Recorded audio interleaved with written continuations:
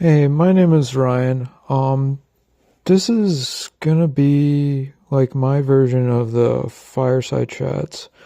If you remember, or if you've heard of FDR, he was he's one of our presidents, but he would talk to the nation for an hour, to try and destigmatize fear and just talk to people as people. Um, I see a lot more of that on YouTube lately, and it's pretty interesting how people, you know, search for that authentic connection on the internet. So this is just going to be me, I don't know, just talking about my thoughts, seeing if they make sense or not, or I don't know, just something to listen to before you go to bed, or I don't know. I'm going to just upload this for a while. It's going to be my little diary. It's not going to have any rhyme or rhythm to it. But maybe it will, because, I'm me. I'm a person. I sometimes have rhythm. Uh, Not really dancing though, but I still like to dance anyway. Um, so I've been thinking a lot lately about Viktor Frankl, and his book Man's Search for Meaning. I actually think that's meaning is a pretty big problem in our society. What do I mean by this? It's so if you haven't heard of the book, I can't remember. Yeah, it's called Man's Search for Meaning. But Viktor Frankl's main idea, premise is that if you have a why, if you have a purpose, that you'll be able to survive most things in life. You'll be able to get through hard times, right? And he exemplified that in World War II, where he wanted to write a book about this therapy. And I believe it got destroyed before. Don't quote me on any of this. And so he decided to, write a book, and he didn't, and it went pretty well. The manuscript got destroyed in World War II, and he became a concentration camp prisoner. That was not great, right? So he somehow survived it. That even though there's a lot of people who were in there for shorter amount of times, he was in there for a long time, and he held on to purpose, writing this book, and other people didn't, and they died a lot faster.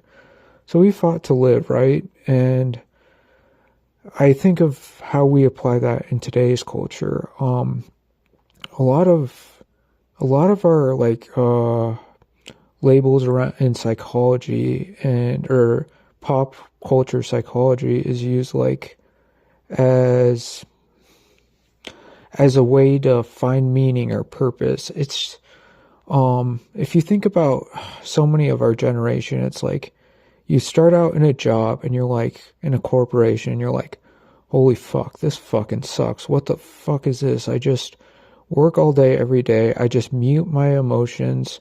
I just live within these boundaries, right? And you do that each day. And it's just like this low grade depression, whatever the term is for it. And you just sit with it, and it just beats you down day after day.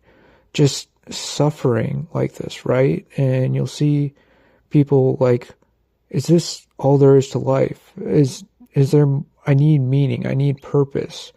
Where's hope, Hope is also a double-edged sword, and it is also, it's like meaning.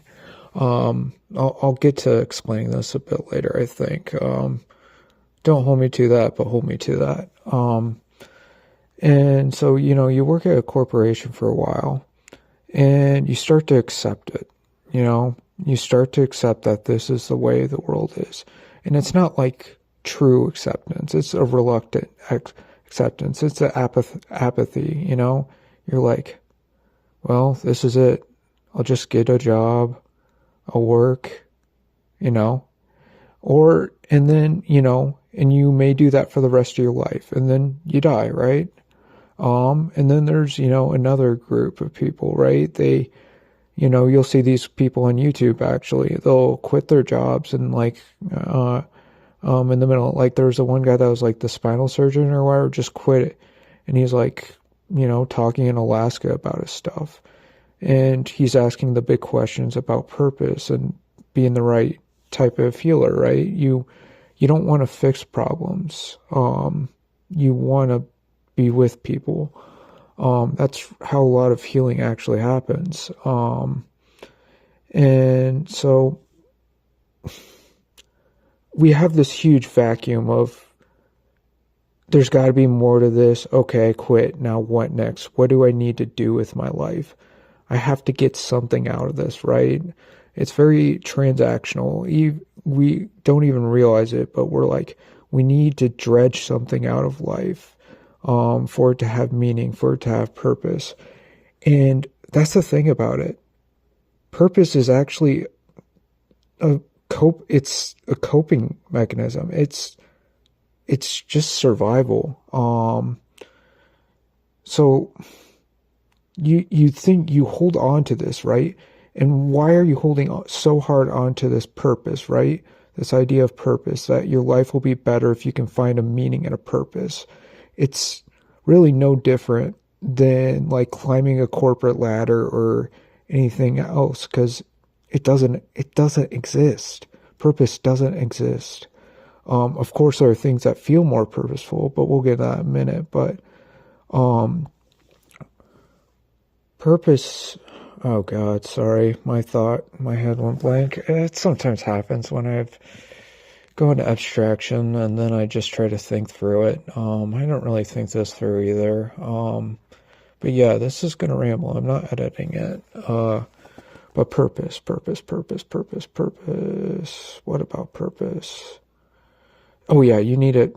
You need it to survive. But you don't. And so we think we need it, but what in life, but how we really find what we enjoy in life is experience. It's experiencing things. You just follow the things you experience and enjoy more. It's kind of like if you think of yourself, right? You're a person floating out there, right? Your consciousness, whatever the fuck consciousness is anyway. I have a theory about that. I kind of want to actually go there for a minute. So what exactly is consciousness? To me, like, if you think about the world, what is, evolution, right? Darwin's theory about evolution. The animals adapt to the earth. We adapt to the earth, right? But what is the earth adapted to? I think you can apply the theory of evolution outward to, the universe. The earth is just a reflection of the universe, and so are we. We are mirrors.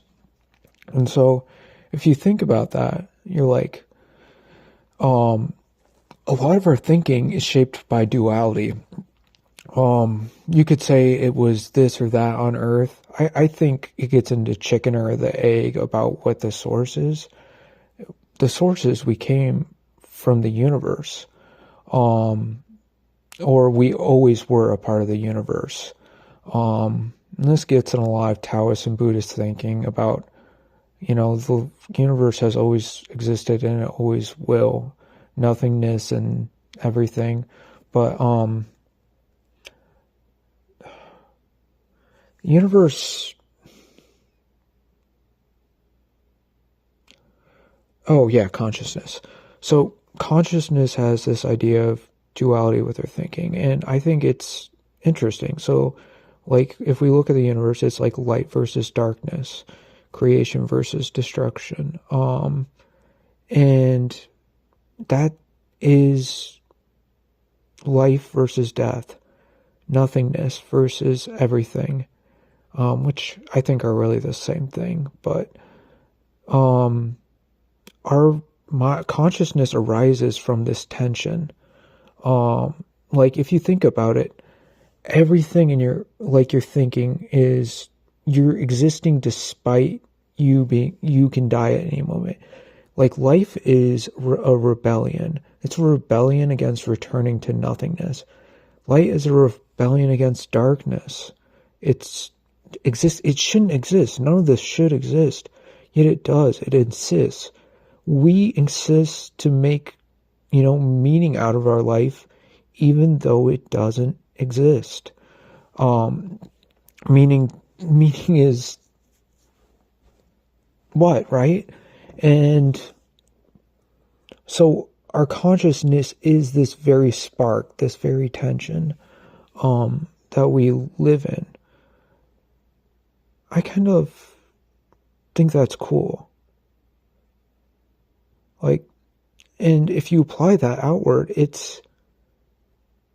conflict is the very makeup of our minds. Like, it's rebelling, being violent, not in the sense of like, well, in the grander sense, yes, of, if you extrapolate all the way outwards to nukes and all that stuff, to guns, to hitting, yes, but violence even goes down to us, not following society norms, following our spark, our path, and it's even people who apathetically accept that they're going to be work in a corporation for the rest of their life. They're trying to say they're living as peace, as safety, but they're ignoring their spark, and they're committing a great violence against themselves too. And that's why they become so worn down. It reminds me, this is a brilliant movie, but No Country for Old Men, and it's based off Cormac McCarthy's novel. It's a Western, a Western story. It's got these amazing, like, this guy finds a bunch of money from a Mexican drug cartel, and then the Mexican drug cartel's on the chase for him when they found out he took the money on accident. It was like, he found it out in a field and there's a bunch of dead bodies, and he's like, fuck, this is money, I'll take it. And then they figure it out and come after him. And so he's getting chased, right? And it's this huge epic Western scenes, like, and everyone, is like, oh my God, that's the cool part of the movie, all the dialogue, which is really cool. I really enjoyed it. But it's the start of this show is maybe 10 minutes of this cop, and I can't remember the cop's name. He's super iconic. He's a Men in Black as well, and probably a million other movies. And he doesn't know what to do with his he doesn't know what to do with his life. Or yeah, he does. He's getting ready to retire, right? He doesn't recognize the world he live in. The dirt's not the same dirt as his father, right? These people with blue hair, purple hair, that are so weird and different. He doesn't recognize the world anymore. And so what does he do with that? I think that's a real conflict of the movie. And so he doesn't actually end up going after, trying to save this guy's life, despite, the wife's like, please help him, right? She's like, he's in a lot of trouble, please help him. And he doesn't do it. And the guy dies. And then she dies. And then, it ends with him talking about a dream he had of him, sitting by the fire and his father walking in the darkness. And he comes up to the fire. And then the father keeps walking further into the darkness.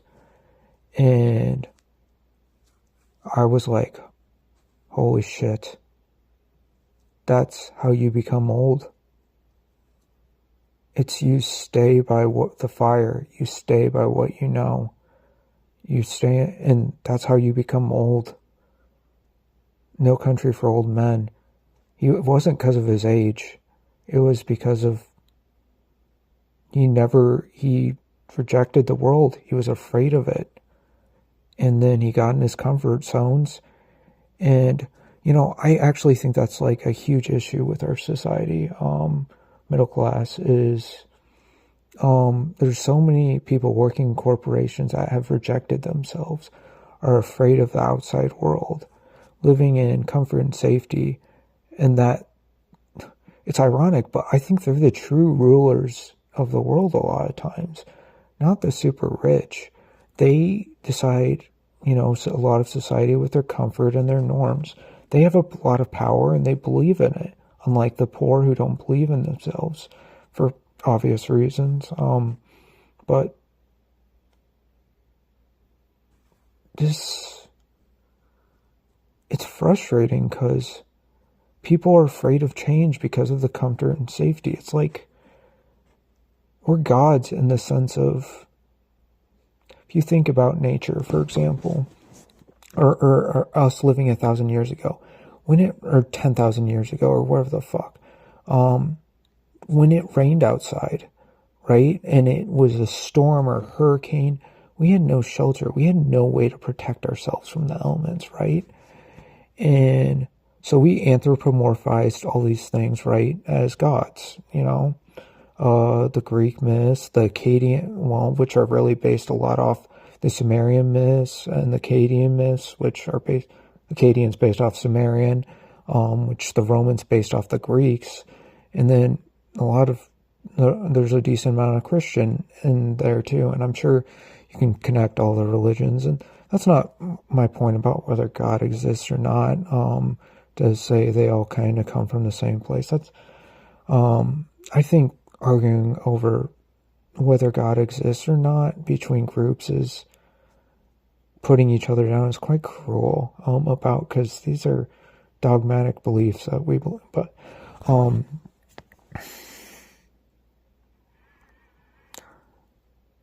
yeah, by the way, I'm just kind of rambling, so don't try and internalize everything I say. That'd be too much. I don't even know if anyone's going to listen to this.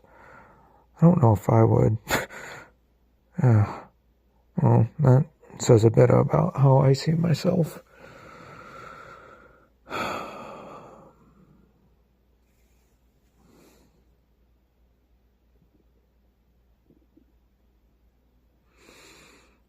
Silence is kind of nice every once in a while.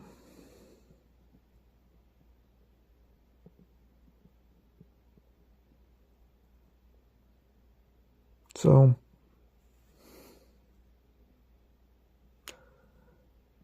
yeah, the elements, they humbled us. The rain treats everything equally, right? The rain falls on everyone. The tornado sucks up all in its path. The sun beats down on everyone in the desert, sucks the water dry. It is God in the purest sense. It is love in the purest sense. It treats everything equally. It shares. It's not favoritism love, which a personal love. It is being. It is with each other, with the world, is being. It's impossible to describe, but it's trying to be described. The world, but, and now we live in a world, and I think we were so spiritually wise back then. We had Taoism, Buddhism, Christianity, all these things come about to try and explain all these things in the world. Try to, give purpose or give meaning, and, or try, and, maybe Buddhists would say that they actually they might not agree with purpose or meaning, but,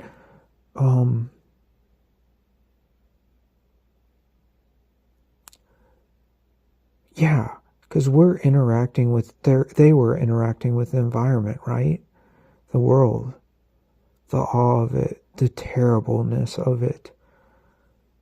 In our houses today, We avoid the terribleness of the world. We see it through a screen, through other things. We never really experience it, a lot of us. Of course, we all have terrible moments in our lives and traumas, but I feel like that's a large issue, is we don't experience these things, and so we're less moment focused. We're more ends and means. What I mean for that is, I feel like a lot more people, or a lot less, the idea of heaven, right? I believe in God because I'll get to heaven.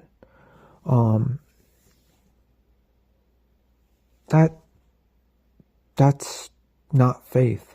That's fear. I'm afraid of dying, and if I'm a good person, maybe I'll be loved and God will love me. You're not loving. And that's sad. But there's a lot of people in religion too who believe in God because of the is, the be, the rain, the elements, the world, the beauty, the terror. They accept the world, they accept God. And they see it as heaven on earth. And maybe heaven above. I have no fucking clue. Probably not my personal inclination about afterlife. But maybe others. So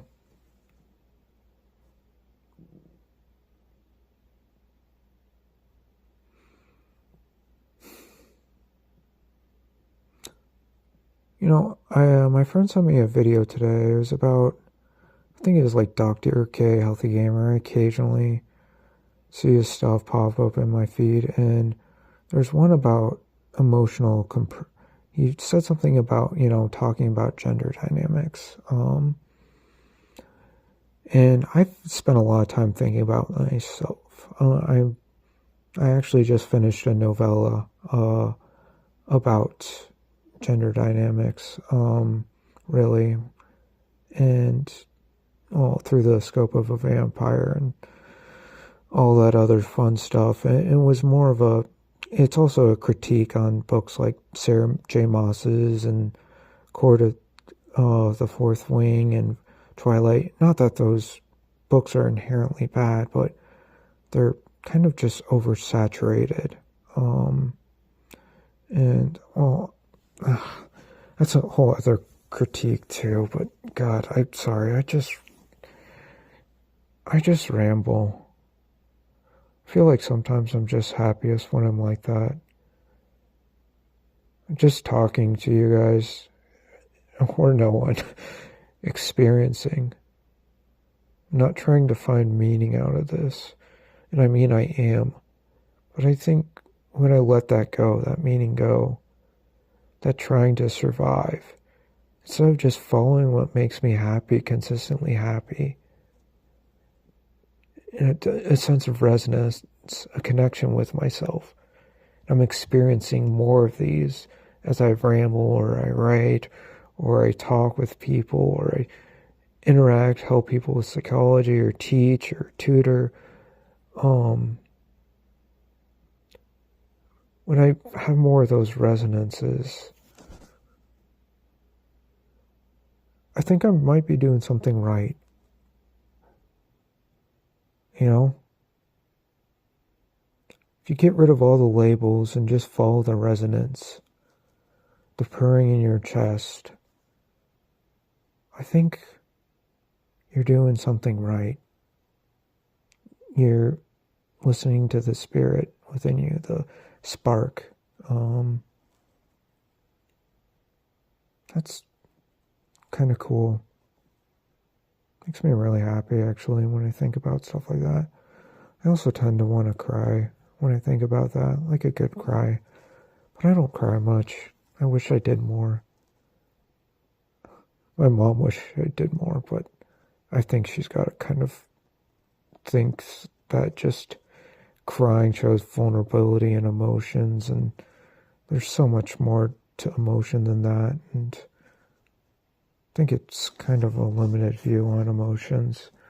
But yeah, emotional compression. And I'm sorry if I sound judgy.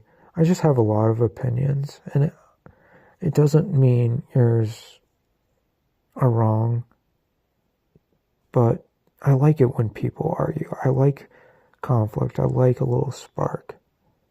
And I like it when people talk about this stuff. Because I don't get too much. You know? I ended up doing that with ChatGPT, and then, you know, ChatGPT is ChatGPT. It's AI. You know?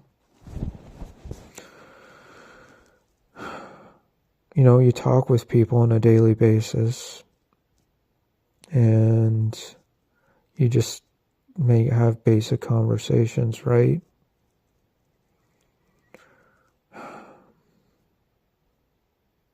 You don't really talk about what you're interested in. Most people probably won't care. And this is just true. No one wants to hear someone ramble from one idea to the next, to the next, to the next, to the next.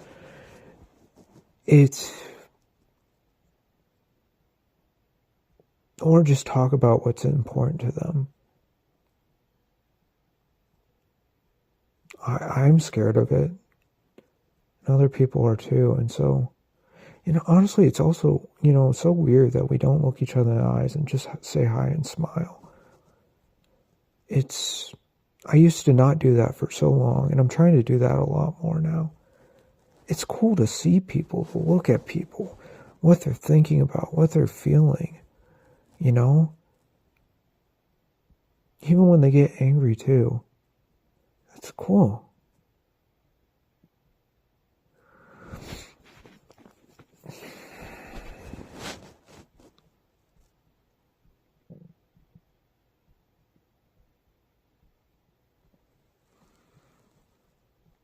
But yeah, I forgot what I was talking about. This will happen. But yeah, so I was listening to Dr. K, to go back to the earlier point, and the idea of emotional compression. That guys kind of like compress a bunch of into like a stoic point of view. And I was just like, and it explained my issues with gender dynamics with women, right? Like with women I like. You know, I actually enjoy talking with women a lot more than men, but I have a difficult time, when I talk with women. And the way he explained this was like, oh my, fuck, duh, oh my god, yeah, duh, oh shit, but I logic, you know, my emotions. I go from this emotion to this emotion to this emotion equals this emotion to this emotion, right? And then I put it all together, and, you know, you listen to people, right? And you listen to them talk, and you listen to them speak. They say a lot to you, and you just, as a guy, you just sit there and listen, right? When I was younger, I used to have people talk to me about suicide. I had a girl talk to me once, open up to me about being raped.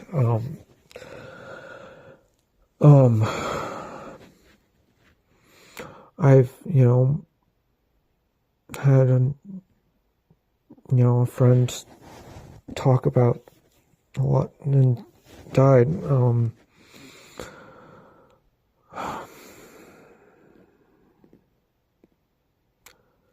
But you listen to these people, right? And you compress it all down. Yeah, and because you've compressed it all down, you're like, okay, a suicidal person, right? It's like, well, to me, that's just sadness. You're more consistently sad than happy over a long period of time. And you're like, what's the fuck's the point of life? Meaning, that meaning word again. And then you just sit in it. You don't have a great memory. You forget about everything that ever existed that you liked or loved. And it becomes so far the light at the end of the tunnel doesn't exist anymore, or it's so small that you can't believe in it. And so it's just, to me, it's like a simple math equation, right? Well, that's what happens. And it sucks, but that's what happens. And so if I talked about, for example, and I love talking about everything. I love about different ideas of sexuality, like suicide, death, life. Like I love talking about fucking everything, except sometimes the universe. You know, the universe scares me. Trying to comprehend it all. I'm trying not to do that as much. Because I don't think that's the way to experiencing life.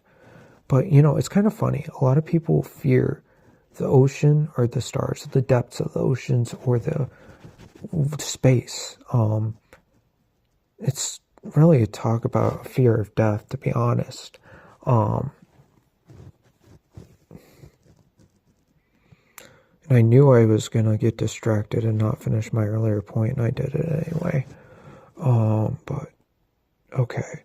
So, stars, ocean, death, fear.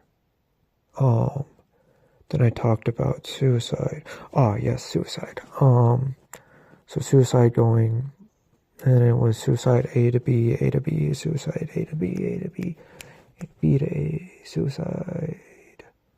Oh yeah, logic, eking out emotional compression.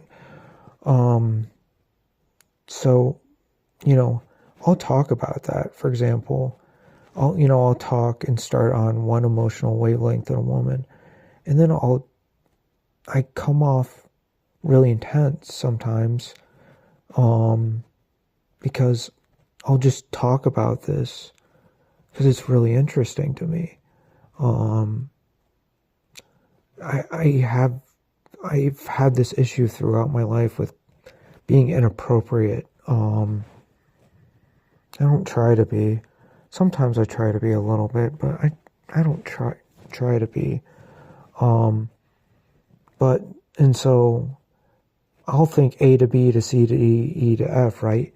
And the girl I'm talking to is just here, like playing footsie with me a little bit, you know, having a little fun with it. And I'm like, oh, this connection, I've already compressed several files together. This connection all the way to me and all the way to over here, right? And that's how you get to wedding, marriage, like kids, if that's what you're into, blah, blah, blah, blah, blah, right? And women are just like, yo, I'm at A. We're just having a little bit of fun right here, you know? And then you just do this. You go to 100. And yeah, I go to 100. And so to go back to, and so yeah, I wrote a letter to someone I was interested. I scared the fuck out of her. I feel so bad about that.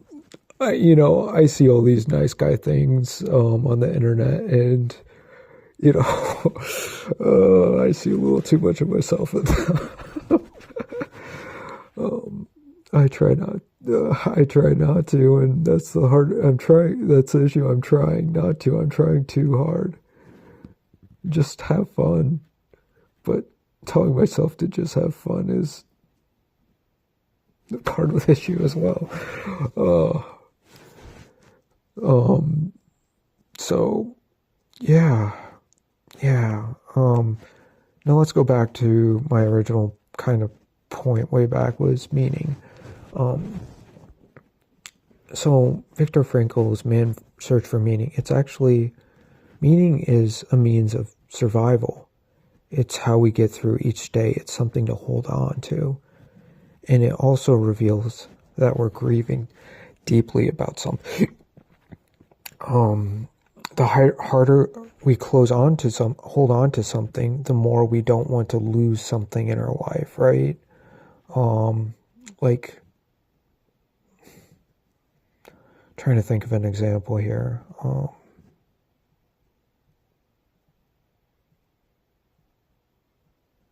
I have one, but I don't want to say it for I don't want to, even though it's just an example, I don't, fuck it, I'll say it. So my friend committed, one of my close friends committed suicide years ago, and his mother,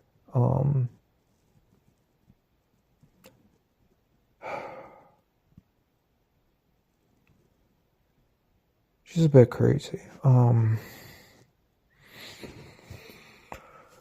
She, and not in like crazy, I get what she's going through. Because I don't like the word crazy, because crazy is just a way to delegitimize someone's thoughts or feelings. Like, you can understand anyone's thoughts or feelings if you want to, if you take the time to. It's whether you're willing to or not. And if you're not willing to, and you don't know what it is and it becomes a threat to yourself, you call it crazy. She's not.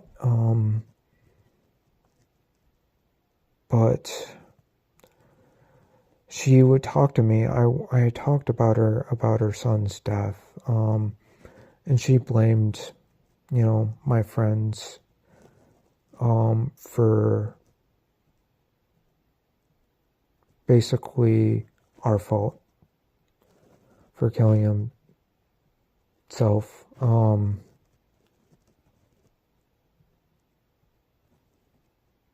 That's was really hard to hear and feel, to be honest.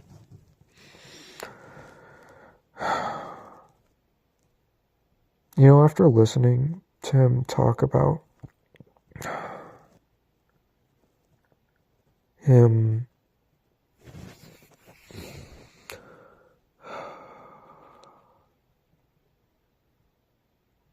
listening to talk to him about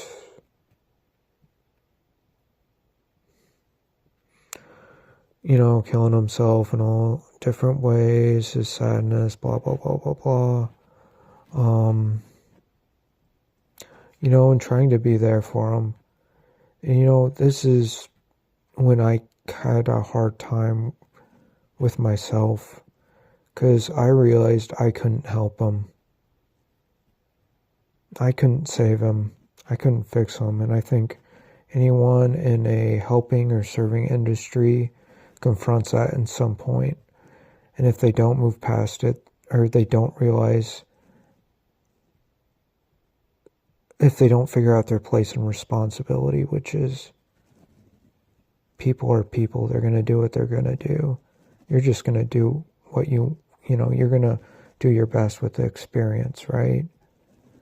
But if you always place that responsibility on yourself, you're going to be burnt out.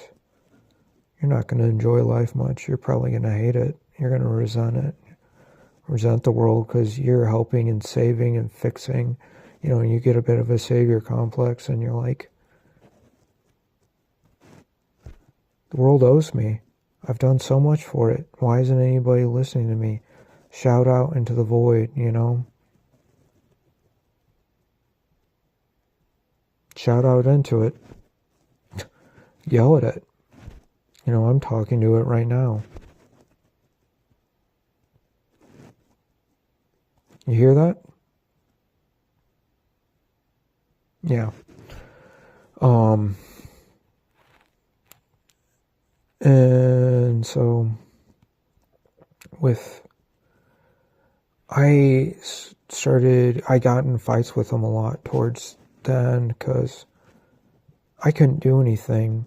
I tried to help him and I couldn't. And, I really struggled to be the friend I was towards the end. That I wasn't maybe the beginning, middle of our relationship.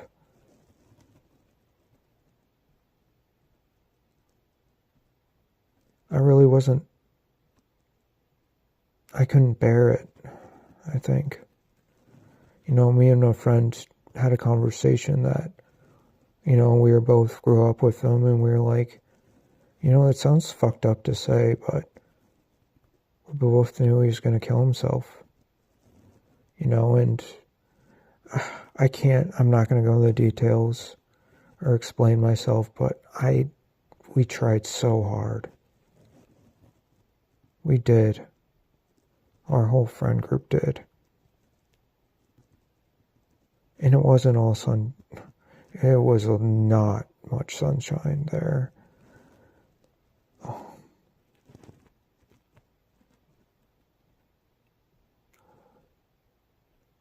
But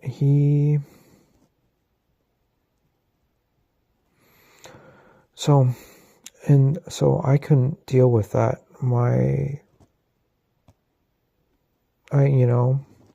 So I got in fights and we became distant towards the end. And he was a person, and what's funny, he would have considered me as one of his best friends entering college, and towards the end, he told me I wasn't even in his top 5 anymore. But that didn't stop him from talking about all the shit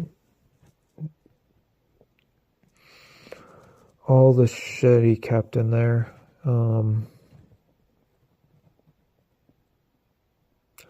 And so what happened is it happened 6 a.m., and then his mom comes around.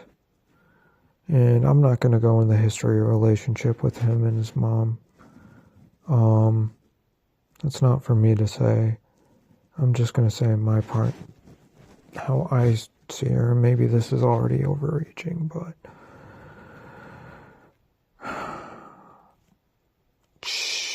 he didn't have a great relationship with his mother, and so she wanted to know why. She wanted to know why he died, right? The big question, why? The whys that spiral all the way down. The whys that have no end. Whys are dangerous.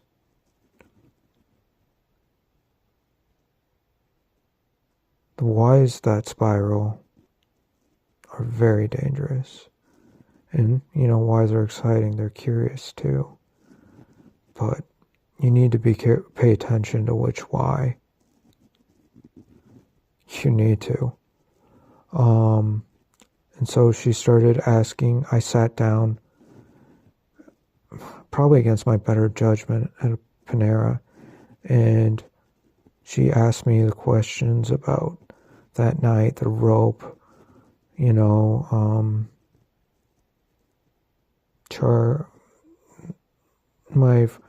my friends, when my friends do more, when I do more, did he love me? And, the obvious thing, right, is she blames herself. But she also blames us. And she put a lot of that anger on us. And, to this day, it's been, I don't know how many years has it been now? 7 years? She hasn't let go.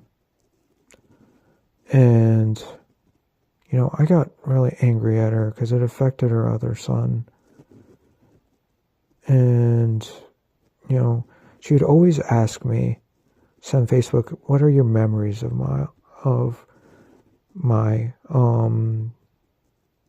him? And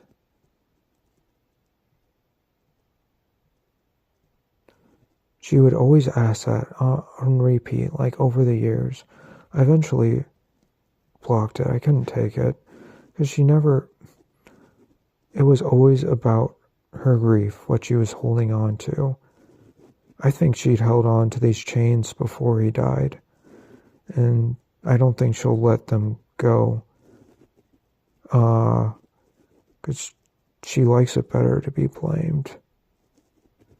She likes it better to be, and she doesn't like it better. She's more comfortable there. She knows the pain, the sadness well. So she'd always ask about why Why did my son die? Tell me memories. Tell me you still remember him.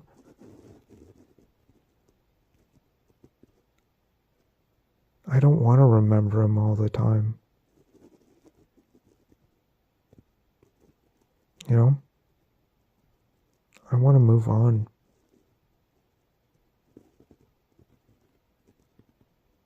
It was hard.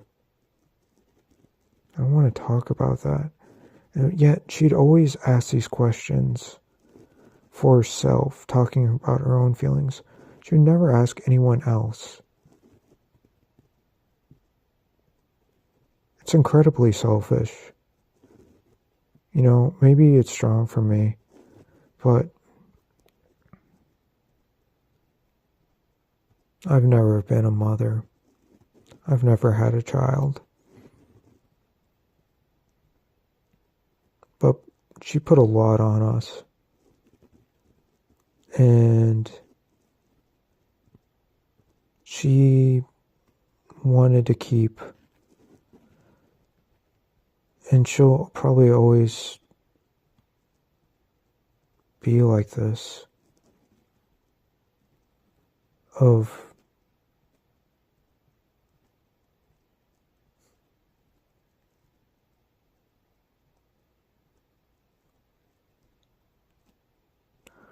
the why is the meaning, the why is the meaning, the why is the meaning is a why.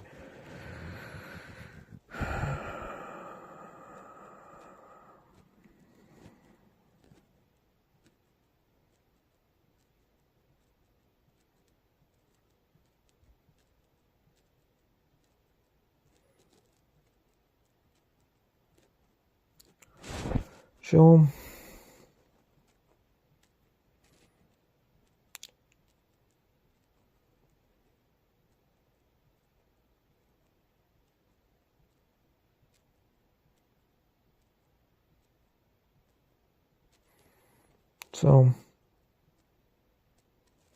she'll, she's found meaning in her son's death. Maybe this is an extreme example. But, for example, it's someone, why there's so many people, I think, in the mental health industry who has mental health issues themselves is they went through something and they want to make meaning out of their pain, out of their suffering. They want to fix pain, what's broken, what's empty. They want to fill it. None of that exists, and yet so many people believe in it. This construct, this idea of what's normal. Not what they're experiencing, but the constructs, the labels, how they're supposed to experience it.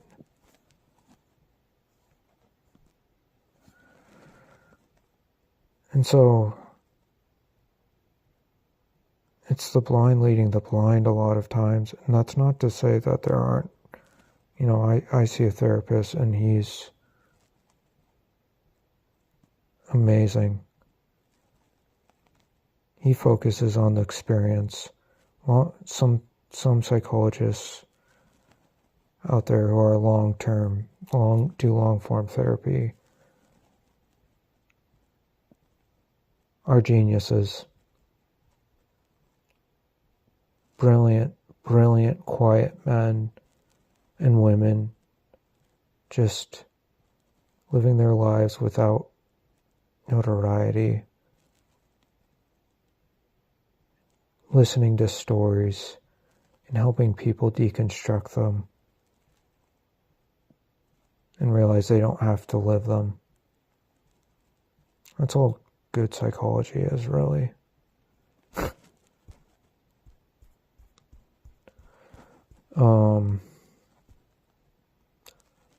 But yeah, right? You want your pain, your grief to mean something. And so you hold on to it, right? You don't move on from it.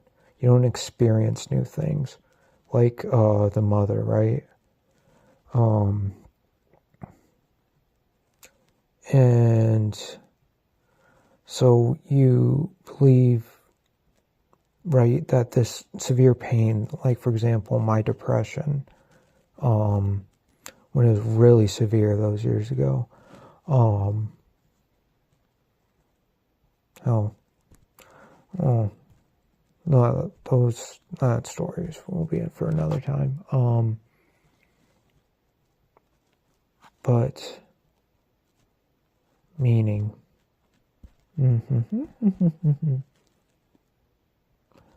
pain.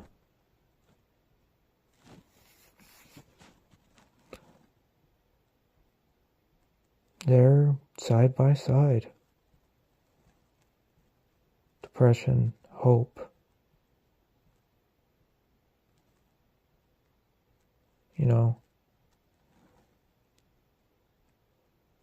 darkness, light.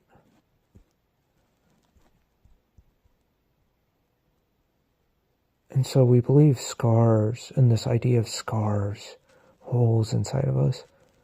Is there a hole inside of you? Like your consciousness, your idea? Is there a pit? Not that I know of. And so when we feel sadness and pain, we want to fix it. Because we're not okay with our own. We're not okay with just experiencing people and realizing maybe, hey, we're not going to save the world. It's just going to be an average day. We're going to be an average human. Fuck, I really, really struggle with the average idea. I want to think myself special. I want people to recognize me for the brilliant person I am. Having all these thoughts and feelings and being unable to really explain it all, really share it. Maybe arrogantly, this is what this podcast is for.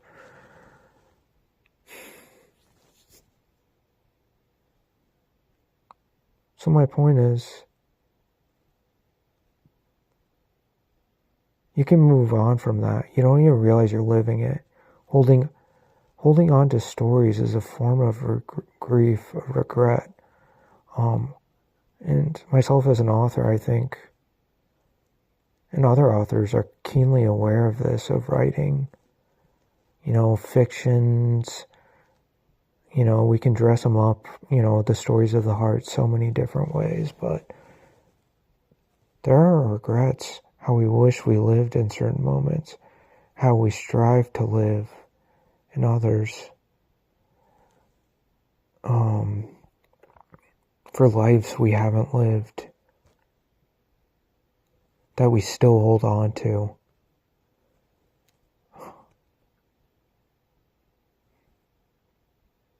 I think the Echo episode in Arcane is a good example of that.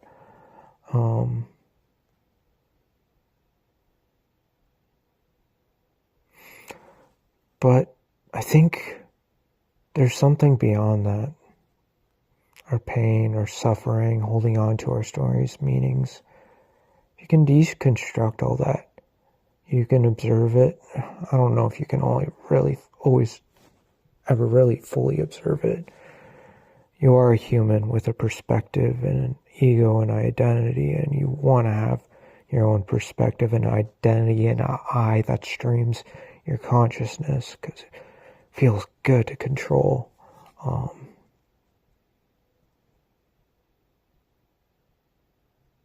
You can let that go sometimes. You can experience life.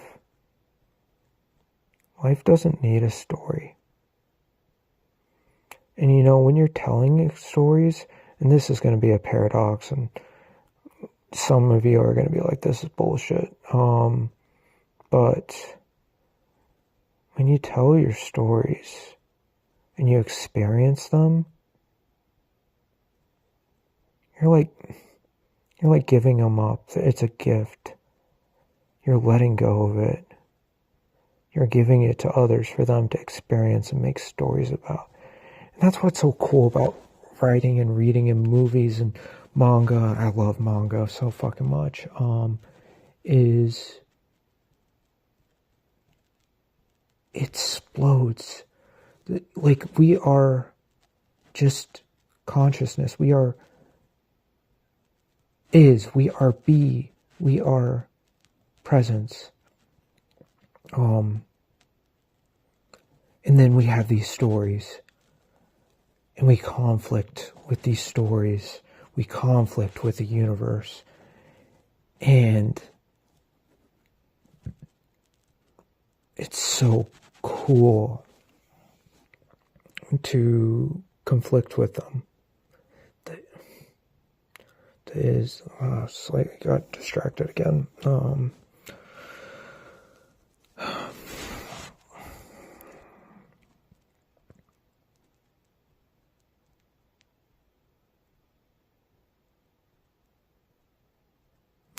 That's great writing.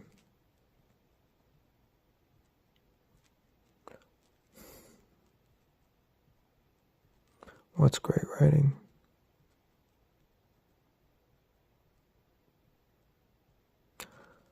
Attaching fiction. Everything's a work of fiction, really. You add it on to yourself. Even biographies, and I'm sure this has been talked about by authors before, but probably all my ideas, really. Nonfiction is a fiction, too. Came from the mind. It's woven from a perspective. But the more we can observe, the more fictions we can tell, the more yarn, lies, wool we can spin. And we aren't the observer. We are the experiencer.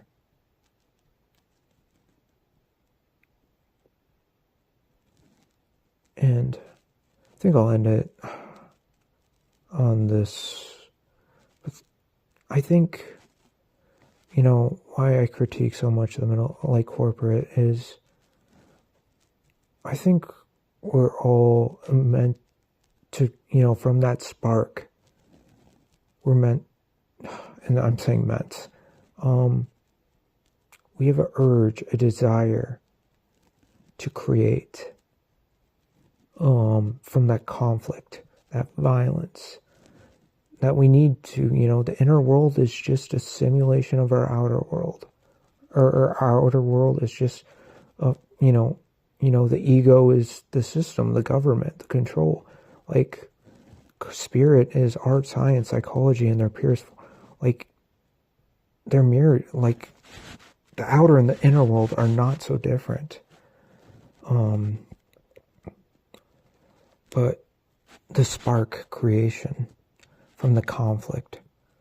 I think people, like an apple tree producing flowers and pollination and apples, and I think we're meant, maybe there is meaning too. Maybe I'm wrong. I don't know.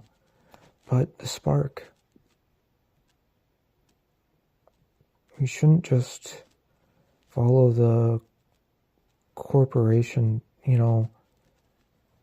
numbers, rules, obligations, time, worries, notifications always on, inner boundaries, shit I don't like.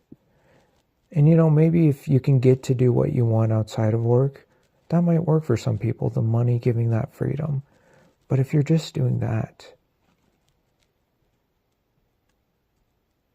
you're going to be unhappy. Honestly, and if you're just asking about meaning, you quit your job, and you're just existing, you're going to be unhappy as well. I think now more than ever, we need people to create.